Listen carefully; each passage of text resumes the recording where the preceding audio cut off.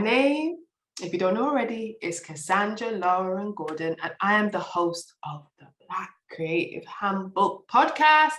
And I am here with Johannes Agboifo. Oh, say it again. Johannes Agboifo. Okay. What does that mean? What does your second name mean? And where does it originate from? I actually have I repeatedly look up the meaning of my first name because I get asked that often, but I haven't actually looked at the meaning of my last name. It's Nigerian, Edo State, so Benin, near Benin. But yeah, the meaning I'm not like 100% sure. Okay, but, so tell me the first meaning of your name then. Grace of God, so God's grace. Okay, cool. Because I know with these Nigerian names, they always have powerful meanings, and we should say it proud. Say we. I'm not Nigerian, but somehow just say it proud and loud. So thank you for sharing that.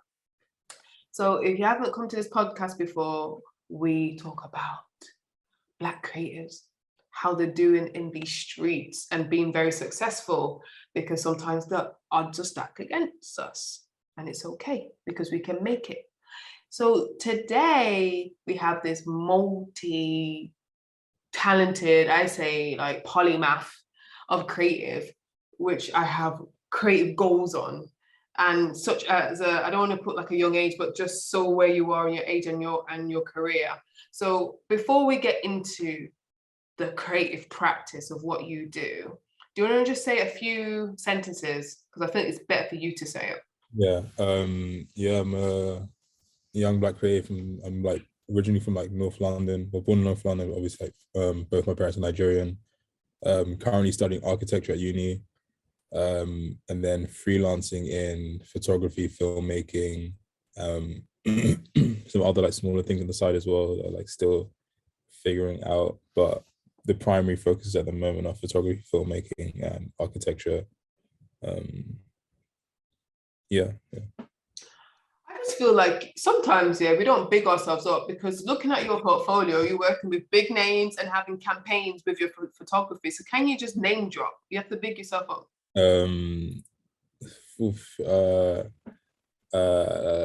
I'd say like the most known name I've shot for was Sergio Tacchini like a few years ago, quite a few years ago.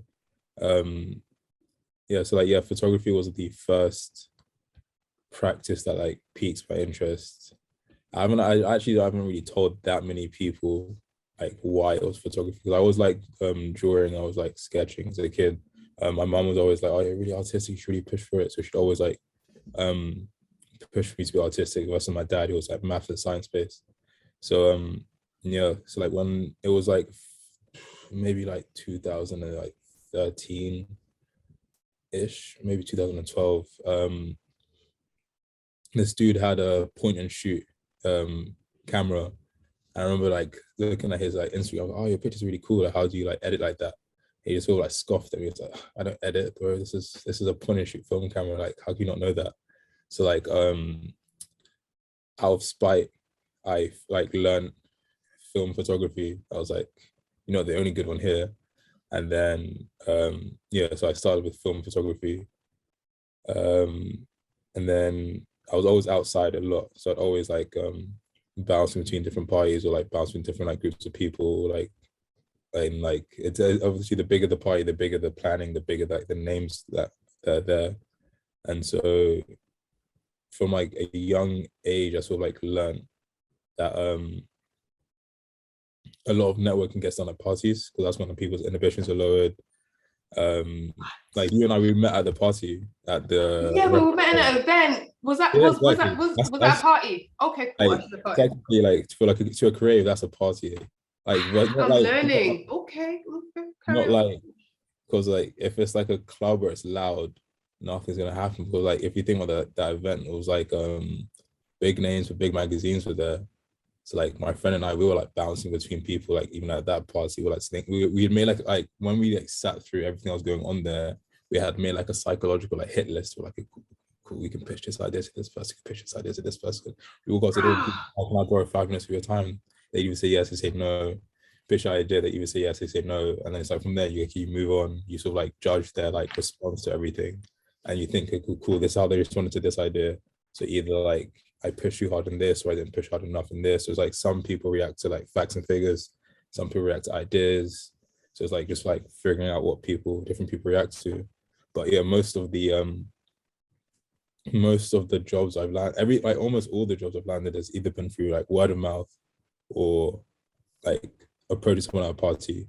Like my friend and I have this like running joke that one day we're just gonna walk into like a function and just start airdropping our portfolio and CVs to like random people in the party, and hopefully just get a job out of that. But we haven't like gone there yet. We might, I don't know. I joke about all the time, like even like the last one at the reference point, we're thinking about doing it there, but like we call it, so like it could like backfire. So like no, but yeah, like so like yeah, most networking gets done at parties. So at first I started with photography, just like taking pictures of my friends, and then we'd like try and like put stuff together. We see like different like photography competitions. I won absolutely none of them, and I was like just like not like making it each time. I'd like try and like do something better. Just I try to do something better. And then side quest. My parents pushed me to study civil engineering at uni. So I went to University of Nottingham, so I was studying civil engineering there for like a year. Eventually dropped out, and I was like, this isn't for me. The module I had the most fun with there was the architecture module. So I was just like, cool, let me just do like something similar. So it's like not like just drastically changing, and there is still like job security, hopefully. With architecture, I came back, decided I want to study architecture. So like when I dropped out like early summer, so I had like 6 months just to like do nothing. So like for like 6 months was just like party. So like from there it was like, okay, cool, I'm still like taking pictures, still like messing around, still meeting people. And then eventually through a friend, I met somebody who was doing some work for Sergio. And they're like, oh, do you want to do some stuff for like the smaller brand part? For like the more of this, like the Instagram content page. I was like, yeah, sure, let's do some stuff. So I shot a couple things for them. It was like still early on, so entry. But that was like the first time I shot for like a named brand. And then, because I'm still like learning every day, because I am self-taught. So it's like, there's always like, I know what I know, and I don't know what I don't know. Wow. So that was my shot for. And then, because most of my photography like references or my mood boards were from films, because I like for what all I used to do is like watch films just like on repeat. I could watch like 3 or 4 films in a day. I can't anymore because I haven't got the attention span to like watch like one. But before that was all I used to do. So from like getting most of my references from films, eventually I was like, okay, cool, I want to start like reenacting some like iconic like short film moments or like some short film scenes that I like, want to like reenact them. And then so I'd like pitch the brands like, oh, let me shoot this for you, let me shoot that for you. And most of them were like, okay, cool, who have you like shot a film for before? As like everybody knows, it's like when you're like applying for a job, they're like, cool, let me show me 3 years experience. You know, like, it's my first job, that no. So instead I started doing my own videos. I used to like make edit videos for this thing called like Boy and Foe, because I wanted to create like it's still like loading up probably. What's Boy and Foe? What's that? It's a project I'm working on. I've been working on for like 3-4 years, like working things outside what it's going to be. At the forefront of it is just like slice of life video edits of like everyday, like just out and about in London. So like, yeah, when I couldn't like shoot for brands, I started like just making like videos of like when we go out to like parties or we go to events or go to like fashion parties. I was like, take my camcorder out with me, film stuff here and there, and turn it. How do you film it on your phone? No, I had like this. I actually have it here. This small like Samsung camcorder. Okay. Like yeah, it was like the first. It was like because like at the time, I didn't really have like money to buy like a proper camera.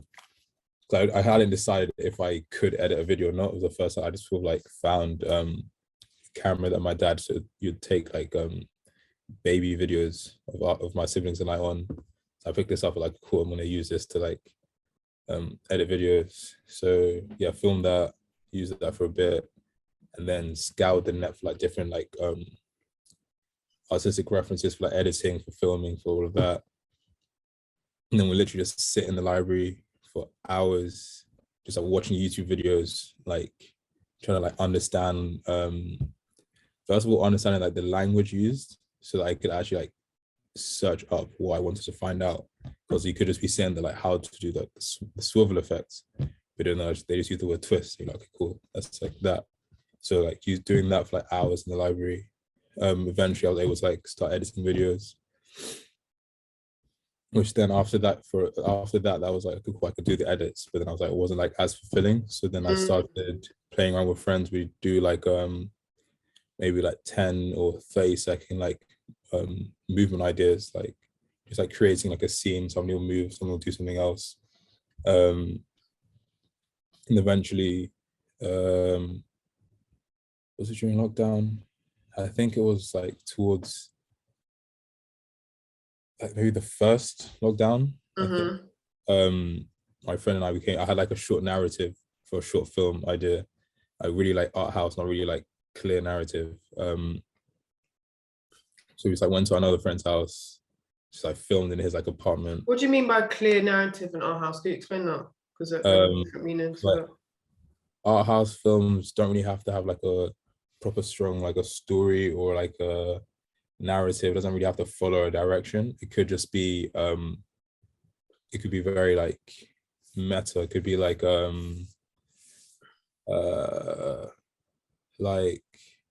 it's just like made for the sense of made for the idea of just making it just like it could just be like pretty. It doesn't have to actually serve too much of a function, and it could just like maybe invoke like a thought or a feeling, or it's just like another more like artsy version of a film.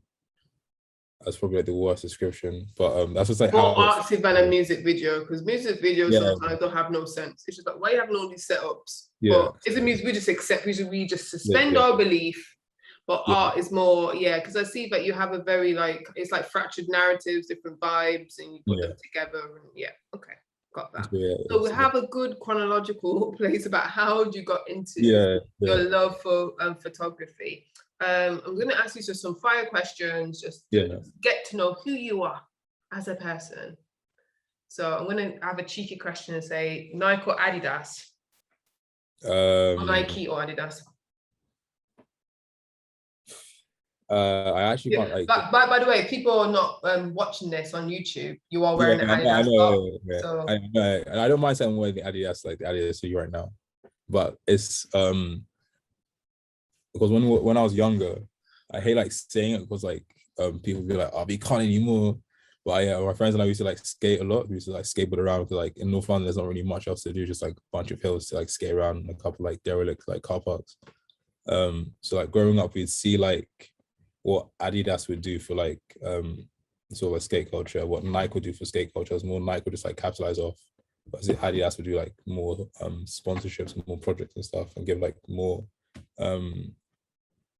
you might seem less corporate. But from like a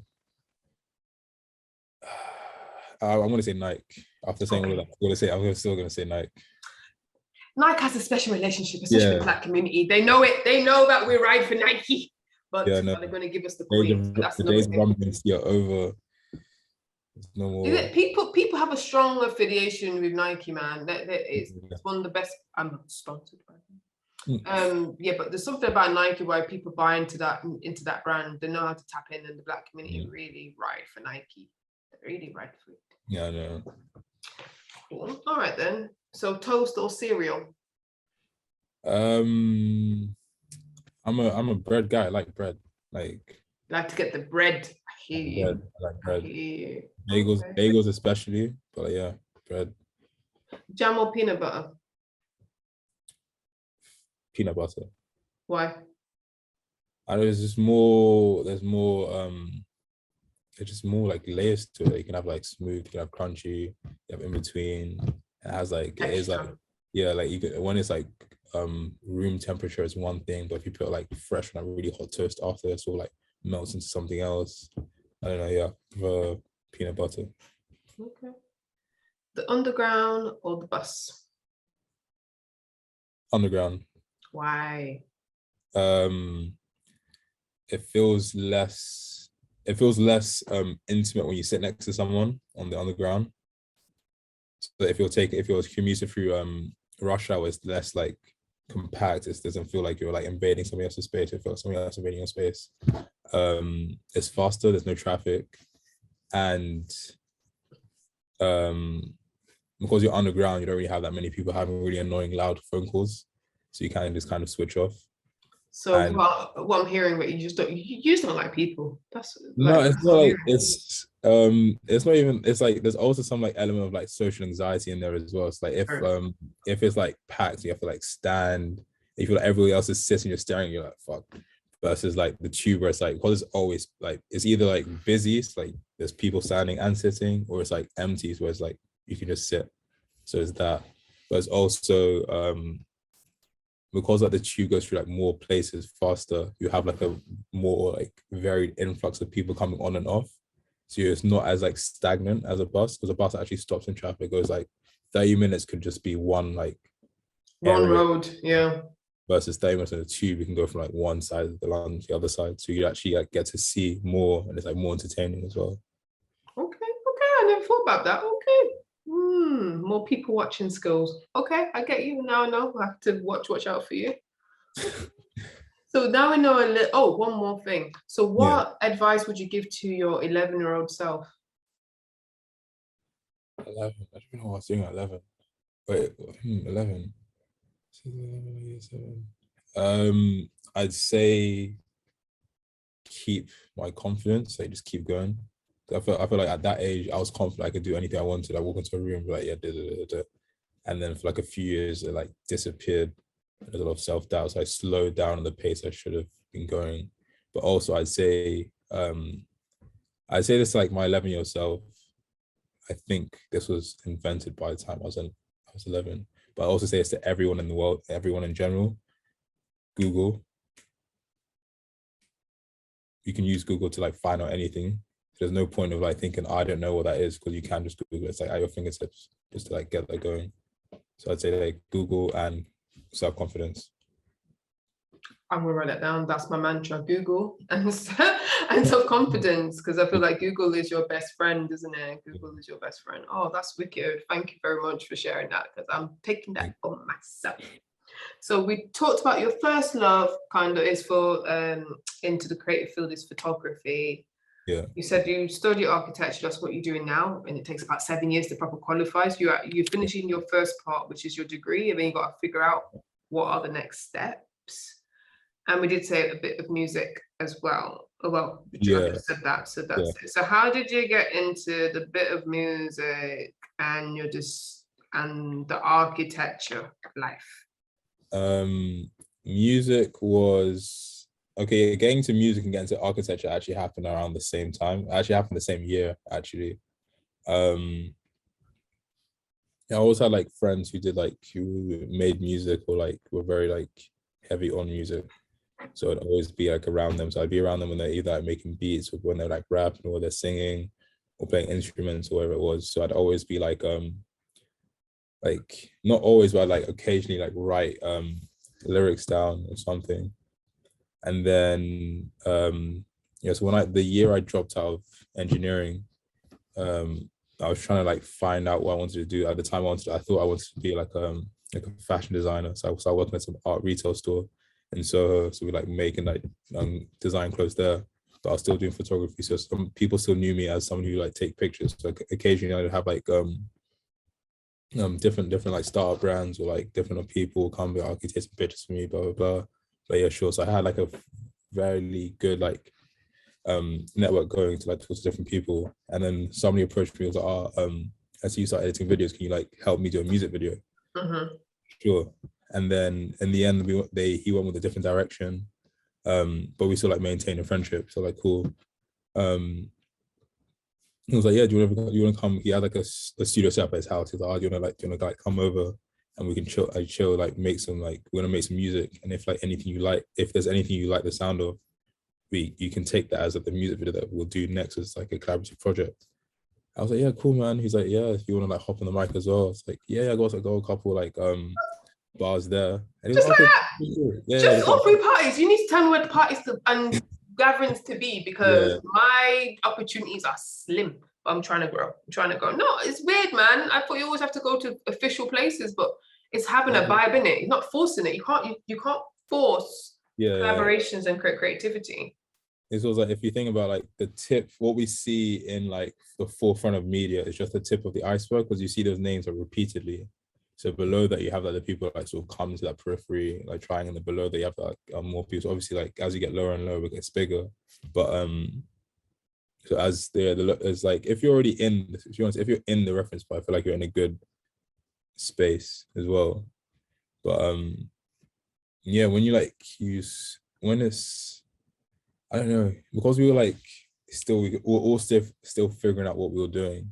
It was easier. So if you just meet more and more creatives who are like, and you have like start like an organic conversation, usually like when it's like comfortable and organic, they're like willing to like experiment or play around and like find out what each other's strengths are. So that's like what I was fortunate enough to happen there, because the first time I went over, we chilled for a bit. There was like, we recorded, they recorded like quite a few songs. Then I recorded one verse, and if on the original file of the track, it has 57 takes for the one verse. And then I didn't attempt that song again for like 3 months. So like I like fully learned how to like use my voice there then. And I still, like my friends, they still like clown me for it. They're like, I remember that time you came to my house, it took you 3 hours to like do one verse, you couldn't do it.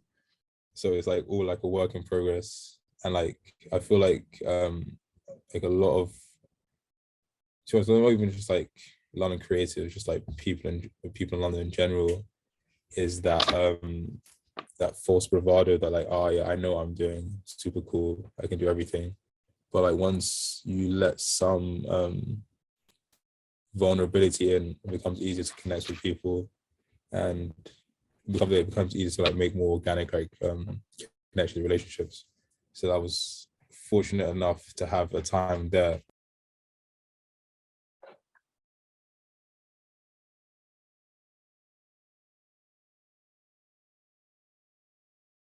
Hello. You okay? Oh, Minimal sorry. editing, so it's okay. So fine. We'll pick up where you are. It's fine. So I'm glad that you tell the story about how you made a work in progress, of how Yeah. you just So like, got yeah, over your fears and that confidence to be like a badass, like doing your verse and rap and producing and so on. So I think that's a very admirable thing. I'm sure Jay-Z must have fluffed up once in his life, you know, yeah, when he first started, or when battle rappers, whatever, you know, you're not going to be perfect. And sometimes in Instagram life, people expect you to be so polished, and don't let artists have that yeah, time to develop, because back in the day, you used to have artist development. You have years. I don't like, you know, it could be any artist, Spice Girls, TLC, Aaliyah, whatever genre, you know, they'll do boot camp yeah. before so they are stage ready. But some people just come in and I don't give that people time to, you know, grow. So yeah, at least you had grace. So Yeah. that's really cool. I'm going to ask you again some quick fire questions, but about your creativity process, because it's interesting what you were saying about Google is your best, well, I say Google is your best friend, and how you grew your confidence. So I guess how you grow your confidence is by doing and putting yourself there and being vulnerable about that, you know, just like how you talked about how you got into music. Yeah. So with filmmaking,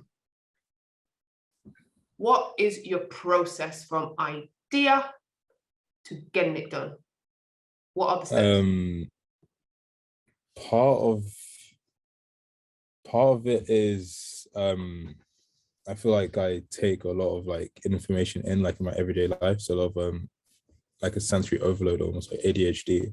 So like I'll see something and then like my mind might wander and like either change it somehow, like take it in either maybe the wrong way, just think something differently. So like for filmmaking particularly, it'll be I start from like an image first, or like a 10-second like movement or idea, and then I sort of like build the images and the movement together first. And then afterwards, I'll think about like what could be a cool like narrative or like dialogue underneath it. So see, like I recently watched Requiem for a Dream, and there was What's like that? one scene. It's damn, I can't remember the director's name. Wow. But it's like a film that came out like quite like maybe a decade ago, or like almost a decade ago. And it's actually a really good film. It's just all about people's their desires getting the best of them, and usually their desires become their hubris, or like they can't actually like get what they want. And it's just like, it's actually a very, very like kind of dark film. It's actually quite like nice and beautiful. And there's one like scene in there like which like got me like thinking. Is like one of the characters is talking to another character through a TV screen. They have like a full conversation, and they're having like a mental demise. And then from there I was like, cool, I could do this, I could do that. And then I was thinking like, what could I put here? I don't want to give away too much because this film is still like working it out. It's on Netflix. We can go on Netflix and watch it. And then so from there I thought like, okay, cool, that would be like, it would be cool to like use that as an imagery, or like the filming. And then I was thinking like what to put under it, like for narrative and voices. And then I thought of a specific topic. I won't say yet. So I thought, okay, cool. So it's like, for me, it's first like images, then movement, and then I go to like narrative, and then come with dialogue or writing. So I work like the complete other way, because most people start with like words first and build up to it. Do you do any storyboarding? I'm just trying to figure out. Yeah, I do. I usually make like mood boards. I'm quite like lazy, so I do like a storyboard. I could just draw it out myself. So it's a bit long, so I'll like just go. So I'll get references like it's like Instagram, Tumblr, Twitter, Pinterest, the internet, films. Like literally, I would screenshot from anywhere, and I'll put it together. Because we have the internet, so like information is actually very, very accessible. If you have the internet, then like information is accessible. So from any of those sites, I'll put something together and like make like a storyboard kind of, or like a movement narrative out of that. And then from there, it's like if there's any gaps that need to be filled in, I'll just draw it in, because I'm not drawing like a whole scene, and then put like a description alongside of it. Because usually I'll like direct something, and I'll have a friend as a DOP, or give it to another like camera operator to use. I realized I had to like make sure all the information was very understanding, like translatable. But it's like over communicate, don't under communicate, so you make sure like what you want gets done. So yeah. How do you communicate to DOP? Because sometimes as a director, like you have your vision and they have theirs, and it's the way how they take the information. So what was the most efficient way you communicate to DOP?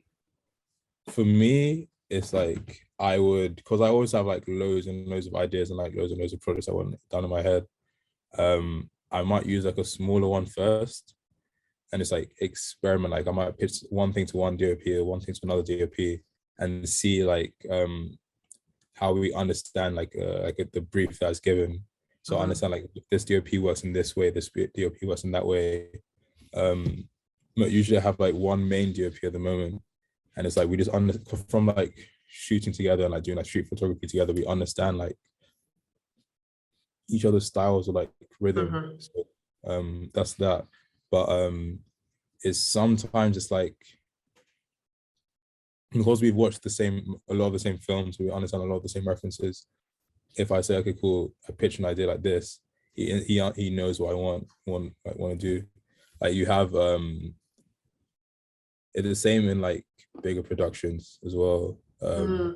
Like Christopher Nolan, using Hans Zimmer to do his the score and like soundtrack repeatedly is because they build like chemistry. So like at first, let's say you experiment, find out what you can do with people, you can't do with people, and then from there you go. Because like I have one friend that I work with quite often as well, but to him, I'm not a director. I'm like the photographer, the videographer, because he has a very like clear style of how he wants to do the direction, and with like minimal like guidance, I can like take it on, and then with another friend, I'll do the direction, and then from there he can like take on to DOP. So it's like finding the different pace at which you work and who you can work with the different like roles.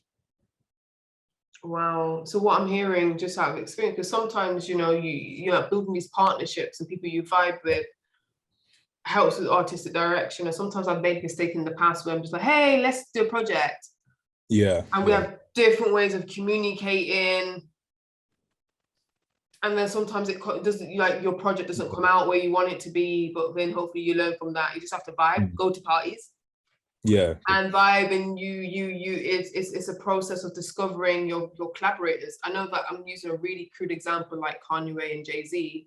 If they like each other or not these days, that's another thing. But when they did like each other in the public eye, I remember an interview, and I should put this with me, when Jay-Z said, this is years ago, like, yeah, no point everyone come to me asking to collaborate. I don't collaborate with anybody. I've got Kanye and it works. Why do I have to look for someone else? Obviously, he works with Pharrell and but the main collaborator where he can speak with his artisticness is, you know, is Kanye. And I thought, wow. And now X amount of years later, I'm like, oh God, I need to find my Kanye, or I need to find this crew. Because you know, like when people come up, you know, like, you know, I'm thinking of NERD, like Pharrell, Missy Elliott, and Tim, like they came up together, they found their people, and then they leveled up, isn't it? So it just shows the importance of like your social capital, your social network is everything, you know. And I'm going to follow you at parties. I'm just going to stalk you at parties. Like, what you up to? You're pitching. So thinking about that, let's move on to pitching, and how did you increase your network? Because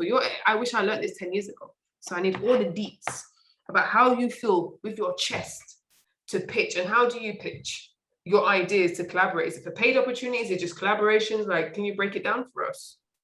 At the moment, is more just like collaborative projects. Like if we have like if we say like if we do like a shoot, we might like pitch it to like a photography like competition afterwards, and then like if it wins anything, we'll just like split the money between yourselves. With the short film I did before, I pitched it to I sent it off to a like short film competition, and they like accepted, like placed like top 3. So that was like we like went there, we like celebrated as well. So at the moment it's more like collaborative projects, because I feel like a lot of the like photographers, mainly like filmmakers or like videographers that I like follow or like take like references from, first of all they like just like practice, found their like style, and then from there they like put it out to like either like send it off to competitions or just like put it out or just like curate something.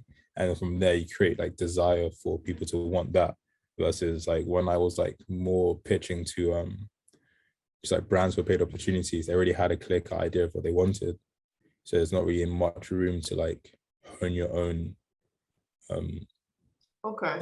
signature basically. But obviously that's not for everyone. Some people do enjoy like shooting like commercial stuff, and some people don't want to do artistic stuff, so it's different things for different people. But in terms of pitching, there's also like you don't really want to end up on like Diet Prada, where you've made this whole like mood board and like treatment, you send it off to the brand and they're like, okay, cool, thank you, and they just take the idea without your and not like credit you or not like pitch it to you.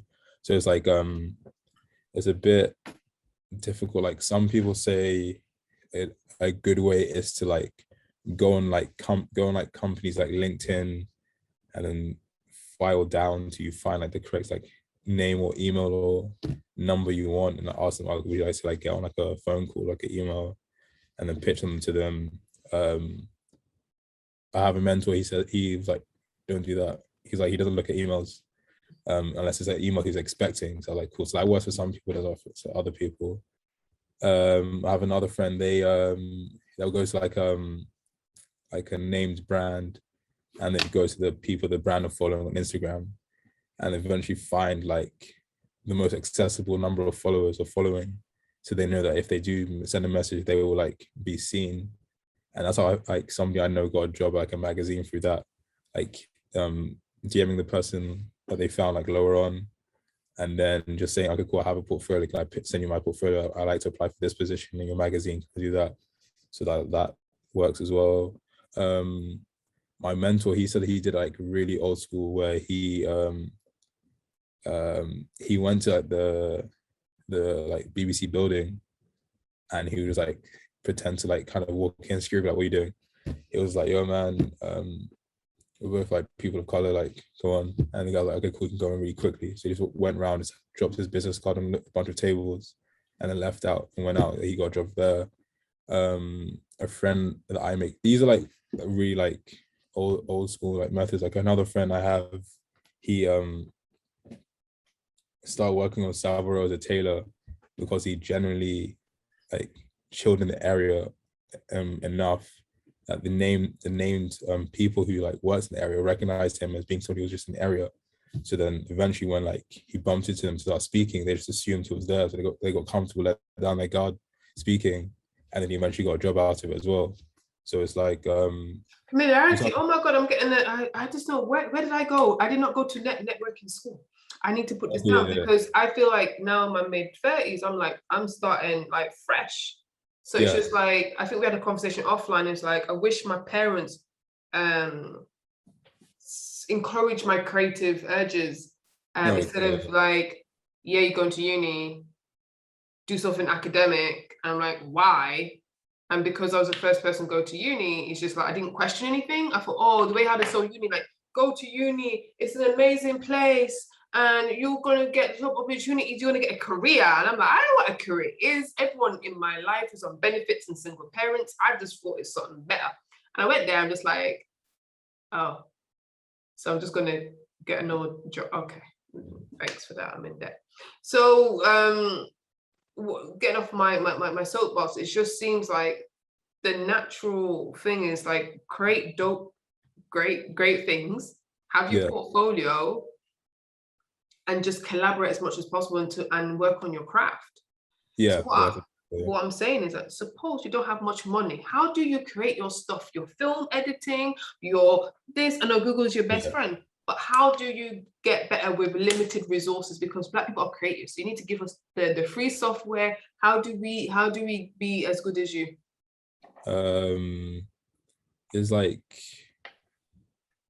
okay, there's like for different like things, there's different ways. Like one thing I found out quite recently, like too recent, like a year or so ago, Christopher Nolan's first film, he just went to his girlfriend's uni and just went to the film society. He was like to them, I have an idea for a film.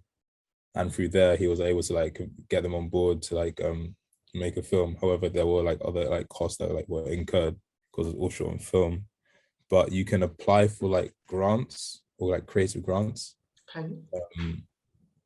Which again, I only found out recently as well, because the short film I did wasn't like fully polished as much as I'd like it to be. I just did it up with the budget I like put together. But what did you shoot on? Like a normal DSLR, or what did you? No, I shot on a Super 8, like on a Super 8 camera. So I paid, like 60-70 pounds, like a stock of film, which already like allows to like 35 mil.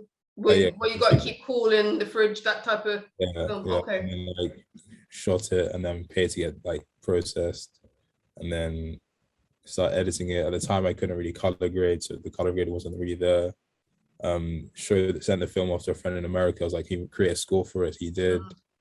So I was fortunate enough to have those connections. But yeah, I'd say there's like, if you just look, like go on the you can find like different like funding or grant bodies of like schemes. When you're on like Instagram, instead of like following, it's like creatives who you can see having access to money, because they're now like trick you into thinking that all your things have to be that polished from the jump. They don't have to be. You can like look at more like earlier like startups or like schemes like that. They might have more they might post more opportunities for you to like get like cheaper like camera rentals, or like even just like funded ideas. But also like something that like I struggles with, and like I feel like the representation of media perpetuates this as well. But like it's okay, it's fine for you to be a creative and have like a part-time job or like a full-time job and like hone your skills. Obviously it can be like draining and tasking, but it's like it's going to take like a while before you can like fully freelance off your craft, because I'm not even there yet. I'm still at uni technically, so that's why I might cut myself slack. But it's like you're not like, I don't know, there's like you're not meant to be okay all the time, so you can like decide to like work part-time and save with some friends and put together an idea.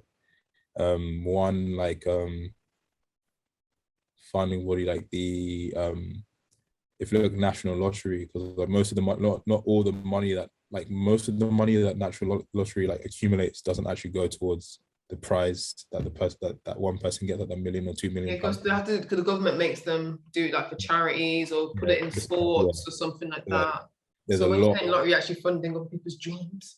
yeah, so, yeah, there's a lot of like funding bodies that come out of a product of the national lottery. So there's like 6 for like short films, and it's like 6 or 7 for like, Is it? I yeah, didn't know that. Okay. yeah. I'm Like writing this obviously down. for those there's like there's a few like, I want to say like there's a few like criteria you have to meet. You have to like make sure like when you come to them, you come with somebody that you've worked with in the past, so they know that they can like sort of vet you both and see that like that you guys can actually work together and like do that. Like a good thing to do is whenever any projects you work on, any idea like thing you guys are like doing or anyone's doing, always just like try and document as much of it as you can, even if it's just noting down like the cost of everything, even if it's an exaggeration, or you're just like saying how much it would be, even if you didn't have to pay for it, just so that they know you can handle the budget as well. And then that also gets you practice when you're applying to like funding bodies for like fund or grants or like loans or something to like do a project. They can see that you can handle the budget, but also you can show to them exactly how their money is going to be spent, because nobody really wants to give money to somebody who says, I have an idea, instead of saying, I have an idea and it will cost this much to do this and this and this and this, and the output would be this, and they'd be okay, cool. So like that's like that as well. So yeah, if it's like funding is a problem, it's always like even at the Universal Credit doing like a Kickstarter scheme as well, and there's a lot of like creative jobs in there. So the natural lottery, the grants, applying to competitions. So there's a few, I can't remember off the top of my head. I didn't win any of them, but there's a few where it's like if you pitch like a proper like clear, nice packaged idea, then they'll like give you like an opportunity to get your idea funded. I know Netflix do it, but I'd always say read the fine print. Because Yeah. they reserve the right to take your idea, even if they don't like take you on. So you could kind of Wow. like just Sneaky Netflix, pretend yeah, they're doing stuff and they're trying to yeah, capitalize on you could people's end up like creativity. with like no money Okay. and no idea after that. So like yeah, just like there's always like Read the opportunity. fine print. Yeah, like there's one Instagram page called I like networking. They always like post different opportunities on their Okay. board and different like ways in which like yeah to try further your craft. So that's always like good. So I looked at that and it helps me a lot as well. Okay. So we've covered quite a lot about your filmmaking, how you got that. Google's your best friend. You just practice, collaborate, you pitch, you have an idea, you see people you want to collaborate with at parties. That's my number one Yeah. tip. Party, party, party. I want to talk about before we go is about how you style shoots, because that's a different skill set. So we thought, so how is it a similar approach? Like how do you do fashion or street photography shoots? That's something I'm like that's not my strong suit. For me, it's But like you get booked. So yeah, let's just pretend, let's just big ourselves up. Like if you're getting paid to do it, you're professional. But thank you for the honesty. So please tell me, how do you style shoots? I'd say it's just always like just look at just like have references. So like if you look at like any type of like mood board references, if it's like old like fashion magazines, if it's old like runway shows, if it's old like even like a easy cop out is just to look at like online, just look at like different brands and like look how they've done it. If you just want like a really simplistic thing, always like keep in mind like color schemes, which colors work together, which ones don't, how like some patterns clash, the cut of like the way the garment fits on the subject could convey one style, the way it fits on another subject can convey another style. Thinking about the setting and location as well, like if you put someone like in like gray sweats and like a navy t-shirt, but put them on like a sofa in the middle of like a whiteboard studio, it would just look like comfortable leisure wear. Whether if you put them in front of like a shutters, which is like loads of graffiti at the back, will look a bit more like active or like yeah. So it's like no, just like sort of like factoring in everything, and like looking at things and think about how you feel when you look at it and decide if you want to like, if that's like what you're going for. But as always, just look at loads and loads of references. Don't like, if you feel like, once you feel like you've got enough, that's when you need to start looking more, because that's when you've got uncomfortable. That's when you can start doing some ideas.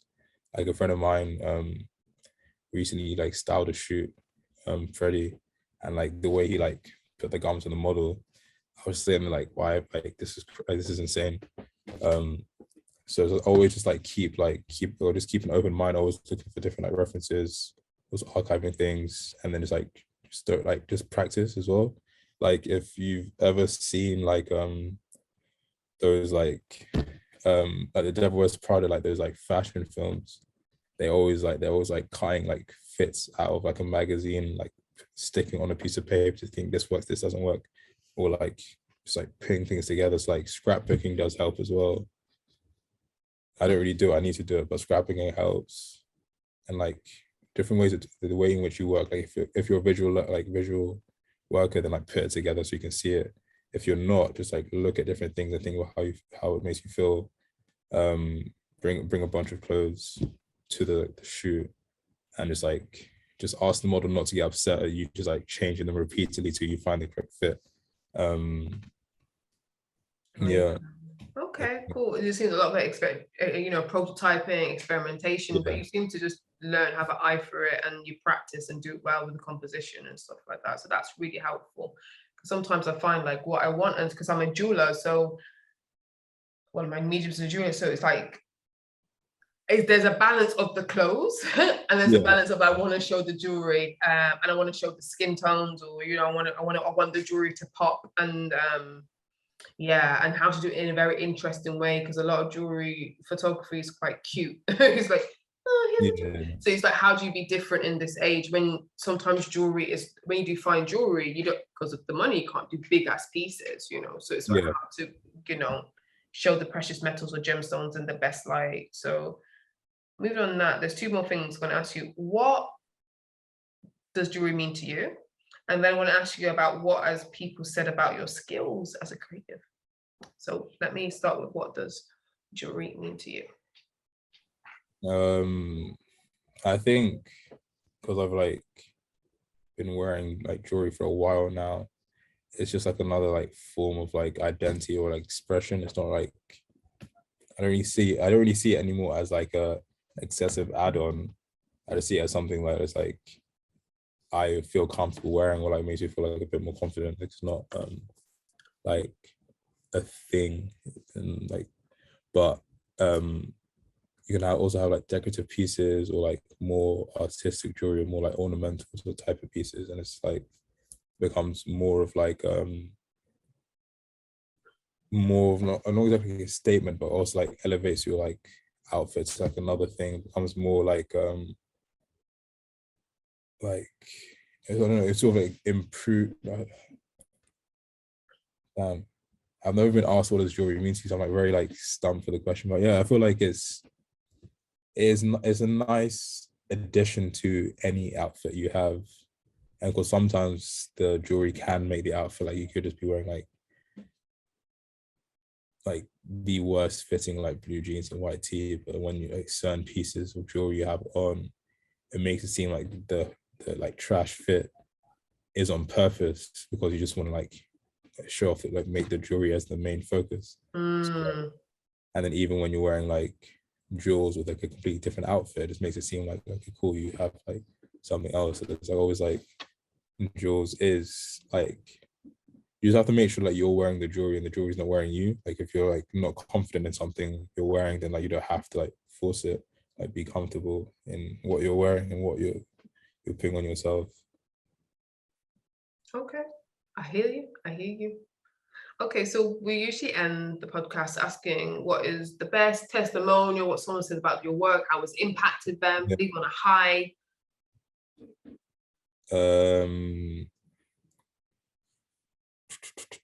I've had like mixed responses. Like I had like one project I did recently, someone said like, hey, cool, yeah, you're where you're meant to be right now. So I was like, oh, cool, that's like reinstated or like reassured me that I'm on the right path, that I'm like still going. There's like I can still like do more and get to where I want to be. Then I've had some people say, okay, cool, it looks like you're trying, it's nice. And obviously that's like not exactly like a compliment, not really what you want to hear, but also is that like, okay, cool, it is like gaining people's attention for them to comment on that tool. And I've had like one friend was just like, they was like, oh, I don't know what they said, but like, okay, cool. It was like, yeah, there's one friend, they were like, they only followed me on Twitter at the time. So like, they're like, yeah, I see that you're doing art. I don't really care about your art, so whatever. And then this was like years. This is like almost like 7 years or like 6 years ago. And I posted some like holiday pictures, and I'm like, oh, okay, cool. I want to follow you on Instagram because these pictures are fucking amazing. So it's like, yeah, it's like you shouldn't really dwell too much on what they're saying. If they're saying anything, then it's a good thing. Okay. Obviously, if they're saying that like it's fucking terrible, then maybe you need to go back and like do some like reflection and like get better. But like anything is always better than nothing. So as long as once you realize you're in the conversation, it's like good. So I'm always like happy when someone says, okay, cool, yeah, look at this thing you did, look at that thing you did.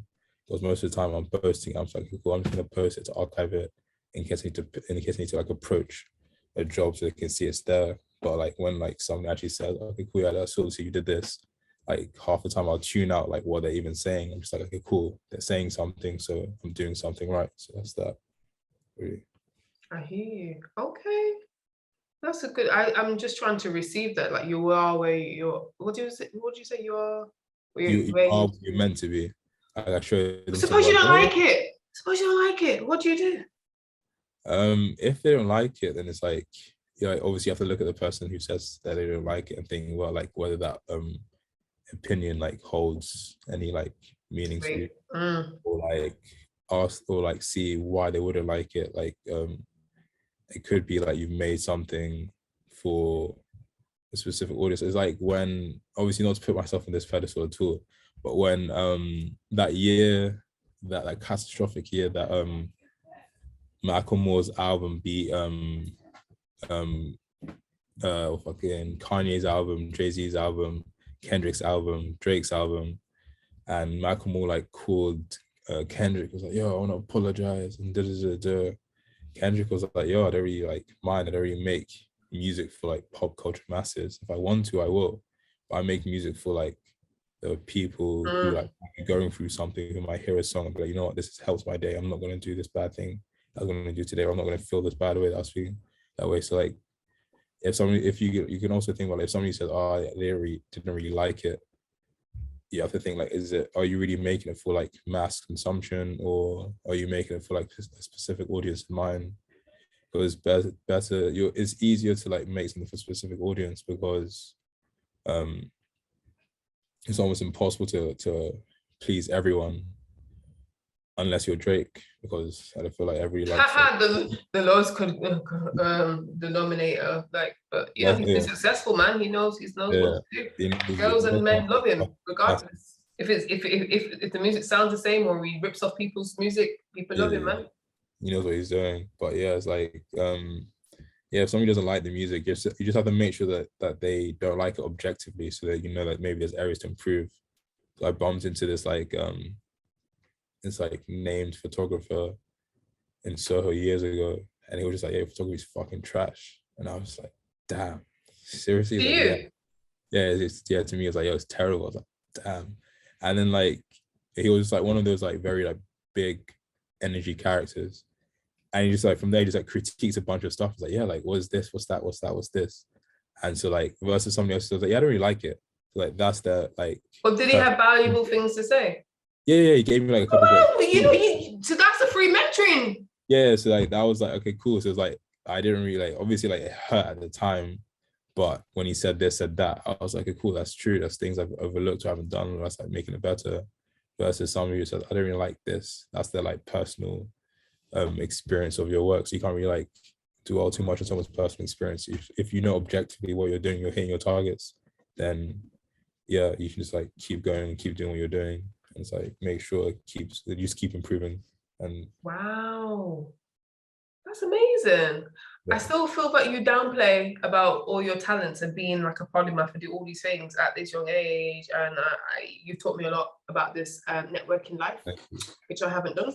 And seeing what you do, and we're going to put it in the show notes. We know that we're going to put it in the show notes so you can find Johannes. But how can we find you for the auditory listeners out there? How can we find you? Instagram at Joseph Suave. My Twitter recently became private because it was just like a place where you like talk nonsense. So like not Twitter. I say mainly just like Instagram, and then portfolio and stuff. We can just put in the show notes.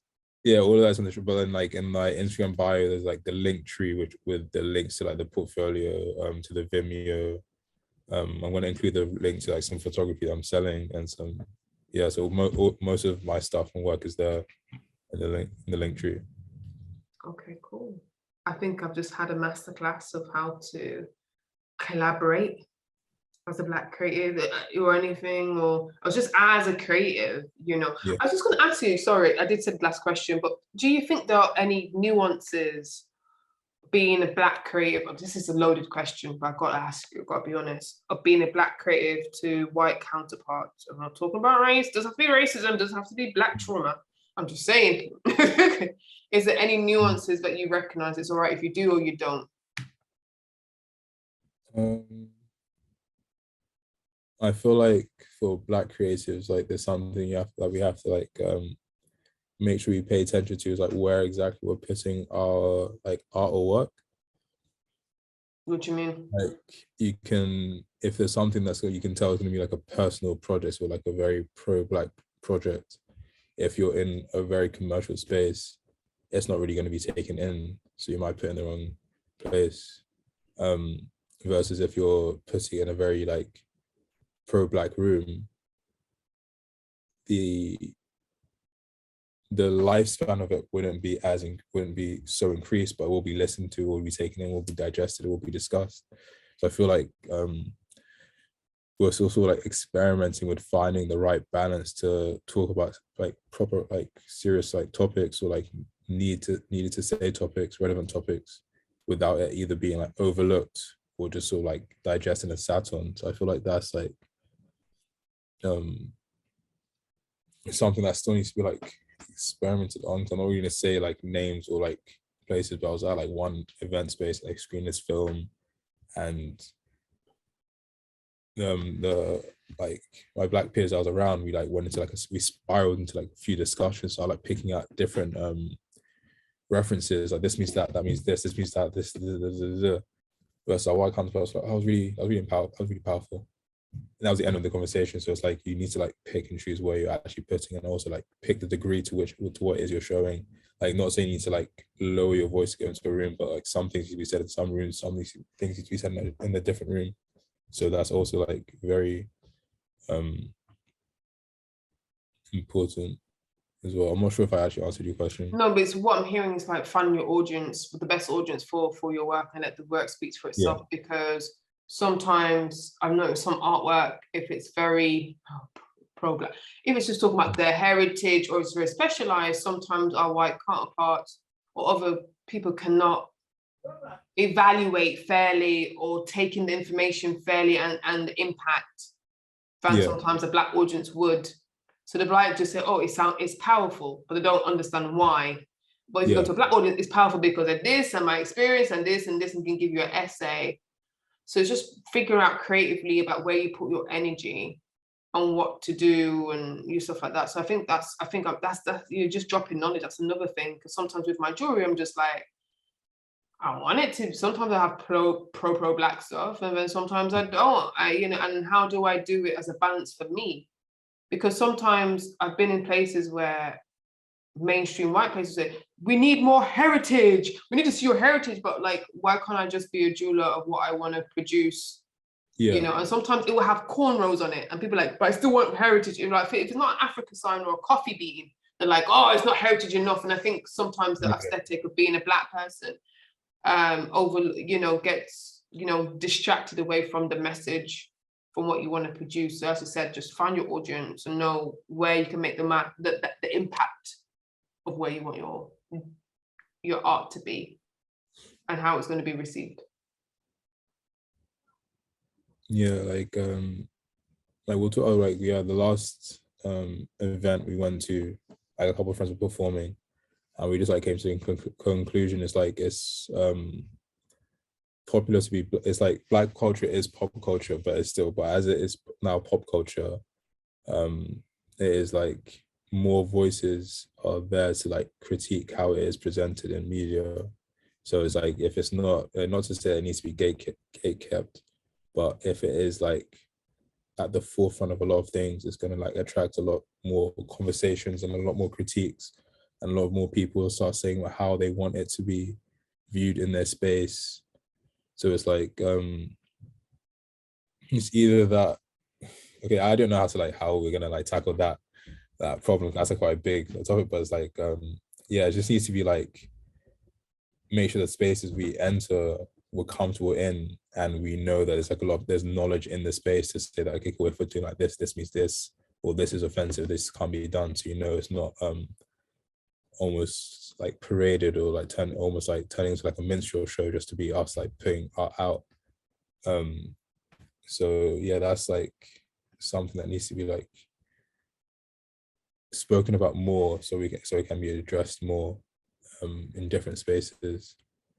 Because I feel like also to do with obviously I know, I don't know.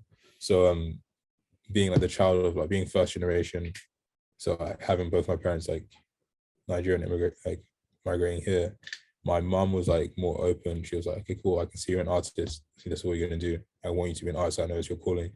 Versus my dad, who was like, he was always taught from a young age, job security, this job like produces money, so this doesn't. So there might be less push black artists and less like funded black artists. So it's like important that if we do have black artists, they make sure to like educate when they're putting out like black narrative topics, so that it doesn't become just a surface level piece or like topic, but there's actually a more understanding and direction that is like taken from it, so that it does like actually like leave a greater impact, so that when there are future generations of like black artists, when they're now entering spaces to now put art forms out, it doesn't just become, can you do this, can you do that? It becomes more of, I understand what this is, and I like value the meaning of it, I value it in that space. But again, like, this is like still like a topic that's new to me as well, so I can't really like delve too deeply into it. But yeah, that's like some of the discussions that we've started having. Like even I have a friend, he's like a very good poet. His like whole thing is that he wants it to make it more like accessible again, because it's not really taught in school and curriculum anymore. So like we went to like fairly good like state schools in like North London or north of London. So we got the like wide versed education, but a lot of other like state schools in different areas, when it came to like the general like GCSE or like A level like knowledge, it was like just teach like what you need to teach because the kids weren't sitting down. So it's like now that's also across other art mediums, art forms. So now when it's like against more like other affluent members, it's like they've had a greater like understanding and like topic discussion, a greater like teaching of all of it. So now it's like, if it's not going to be like made like accessible or made cool or taught again, there is going to be that like the level field isn't actually going to be like the playing field is going to be level, so you have to do extra. So like his whole thing is he's trying to make poetry cool again and make it more accessible to like, so they can actually then be brought and taught back in schools again. So I feel like when, even if it's not like, because like nobody wants to be like lectured or like preached at or anything like that, but even if it's like okay, cool, you're making reference to like a certain public, like your cultural heritage, it's good to just like explain what it means, so that even if it's like another young Black artist who doesn't know what that means, they understand. But then there's also, if it's like other like counterparts, they'll also understand what it is and like appreciate as well. Especially with all this like huge social awakening that happened at the just like post of like lockdown, where everyone's at home, so like looking at different things that weren't meant to be, so like protesting and debating them. So it's like people are awake and looking, so it's good to like now actually point their eyes or point their attention at something that's worth like discussing and talking about to get like changed, if you actually want to get it changed. Okay, so leave on that positive note. Thank you so much, Johannes, for being part of this and enlightening us with the knowledge. And I just wish I was where you're at. You know, I got a bit of envy, loving envy though, about where you're at and how you're setting yourself, having a portfolio before even leaving uni, you know what I mean? Or, you know, having, you know, a professional portfolio and, you know, just having that desire to learn and work on your craft, you know, and party.